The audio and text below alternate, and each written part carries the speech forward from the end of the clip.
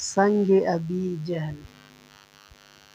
حضرت عبداللہ بن عباس نے فرمایا، جب رسول اللہ صلی اللہ علیہ وسلم قریش کے ایک مجلس سے باہر نکلے اور چلے گئے تو ابو جہل نے ان لوگوں سے کہا، اے قریش کے لوگو، جیسا کہ تم نے دیکھا محمد صلی اللہ علیہ وسلم نے ہمارے دین میں عقائد چنی، ہمارے آباء و اجداد کی بدگوئی، ہمارے خداؤں کی برائی اور ہمارے عقائد کی سبکی کا طرز عمل اختیار کر رکھا ہے اور کسی صورت اس سے باز نہیں آتا۔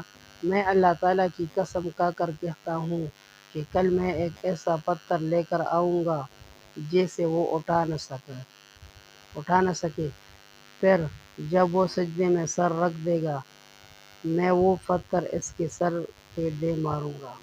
تم چاہو تو مجھے روک لو اور چاہو تو میرا ہاتھ پکڑ لو، اور بنو عبد مناف اس کے بعد جو کرنا چاہے کر لے۔ انہوں نے کہا، خدا کی قسم، تو جو کچھ کرنا چاہتا ہے کر گزر، ہم تجھے ہرگز نہیں روکیں گے۔ جب صبح ہوتی تو ابو جہل نے اپنے قول کے مطابق ایک بھاری پتھر اٹھایا اور رسول اللہ صلی اللہ علیہ وسلم کے انتظام میں بیٹھ گیا۔ ان حضور اپنی عادت کے مطابق کافی سویرے خانہ کعبہ میں پہنچے۔ مکہ میں ان حضور صلی اللہ علیہ وسلم کا قبلہ بیت المقدس تھا۔ جب آپ نماز کے لیے کھڑے ہوتے تو رکن یمانی اور حجر اسود کے درمیان قیام کرتے، اس طرح خانہ کعبہ بھی آپ کے سامنے رہتا اور قبلہ اول بھی۔ پس جب رسول اللہ صلی اللہ علیہ وسلم نماز کے لیے کھڑے ہوئے تو قریش اپنے مجلس میں بیٹھے ابو جہل کی کارکردگی دیکھنے کے منتظر تھے۔ جب رسول اللہ صلی اللہ علیہ وسلم سجدے میں گئے تو ابو جہل پتھر اٹھا کر آپ کی جانب بڑھا۔ جب آپ کے قریب پہنچا تو اس کی عجیب کیفیت ہو گئی۔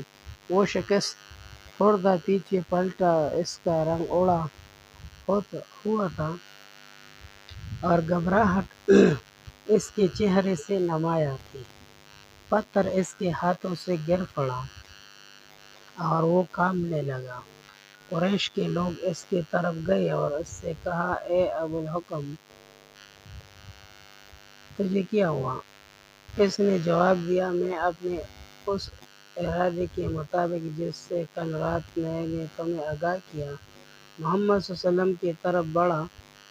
جب میں اس کے قریب پہنچا تو میرے سامنے ایک اونٹ نمودار ہوا۔ خدا کی قسم، میں نے اس جیسا اونٹ کبھی نہیں دیکھا تھا۔